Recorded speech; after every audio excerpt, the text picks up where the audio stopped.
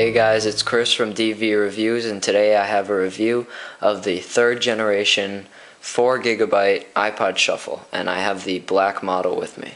So first you're probably wondering, since this thing doesn't have any buttons on it whatsoever, how do you turn it on? Now there's a little slider up top, if this will focus. Here, there's a little slider and you have 3 options: off, play songs in order, and shuffle. And once you turn it on, either shuffle or play songs in order, you'll have a little green blinking light up at the top. It's not blinking right now, but it will be. It's right there. And if you're below 25% battery level, it will blink red, not green. I'm going to shut this off for now. And the next part about this iPod is the headphones. And this is actually the way to control the music. It looks like regular Apple headphones that you get every time you buy an iPod, except on the right earpiece wire you have this little button control thing with actually 3 buttons on it. I'll get this off the screen so it'll focus. You have 3 buttons: volume up, volume down, and this little click button in the middle, which does most of your options. Now if you click this button once, you have play or pause. Click it twice, it's your next song. Click it 3 times and it'll go to the previous song, or the beginning of the song that you're playing right now, just like on any iPod. I have the iPod Nano right here, this click wheel. If you click it once, it'll go to the beginning of that song if you're in the middle of it, instead of going to the previous song.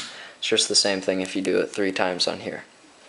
Your next option with this middle button is, if you hold it down for about a second, it'll say your song name and your artist name. If you hold it down even longer after it says the song and artist name, it will beep and you'll hear all your playlists. Next, I'm going to do a little demonstration to show you guys how you use this little click thing on the headphones. So you put in your headset, and you know what guys, I'm going to be right back. I'm going to splice this, but I'm just going to get everything set up so that you guys could actually hear this. And I didn't show you this, but there's a little clip on the back, and it's really strong, stronger than I expected. Made out of, I honestly don't know. Okay guys, I'm back, and right now I'm going to turn on my iPod. I'm going to go to shuffle, I guess, and there's that little green light that you guys didn't see before.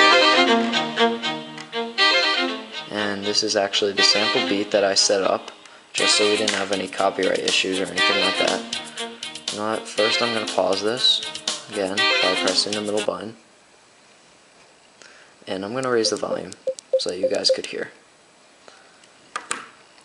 Okay, so I'll play it again. I just made this sample beat in GarageBand because I didn't want to run into any copyright issues or anything like that. Alright, so volume down, volume back up, and here are your controls. Play, pause, pause, I just paused it. I'll play it again. And if you double click it, it will go to your next song, but I only have 1 song in this playlist, sorry guys. So it's just going to play this song again. So there's your double click.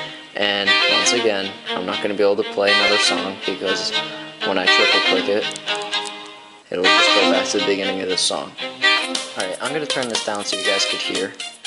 But now I'm going to hold down and you'll hear the name of the song. Sample beat, DV Reviews. I mean, obviously the guy can't say it that well, but I mean, it's the first iPod to have voiceover, so it's pretty good of Apple to even do that.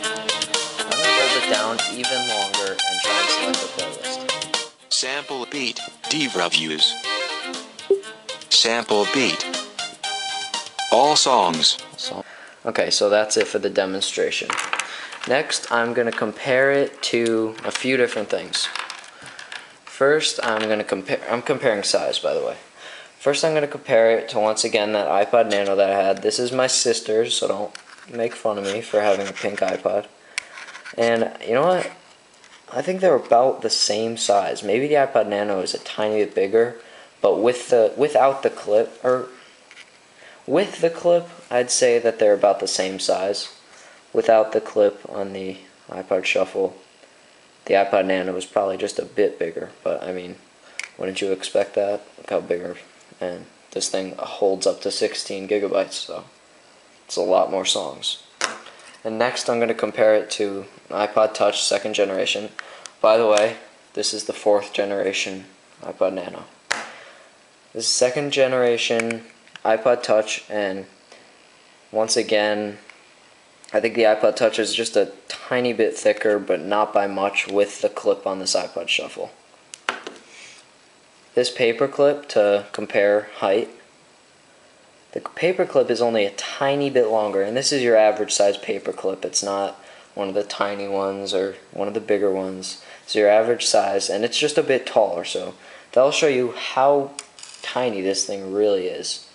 And once again, this clip, it's really strong. It hasn't fallen off at all when I have it clipped onto my pocket or my pants or anything like that. Next, I'm going to sync this to my MacBook. I'm not actually going to sync it. I'm just going to show you guys how you hook it up, because you're probably wondering, since there is no micro USB or whatever that USB thing is called that goes on all the other iPods, that thing right there. How do you hook this up to your laptop or desktop, whatever you have? I have a laptop with me, MacBook 13-inch, and this is how you hook it up. You have this little thing, which you saw in the unboxing if you watched that, like I told you to, and it goes right into your USB port, and then this goes right into your audio jack right there. And I just wanted to show you guys how to hook that up, so there you go, and I will see you in our next video.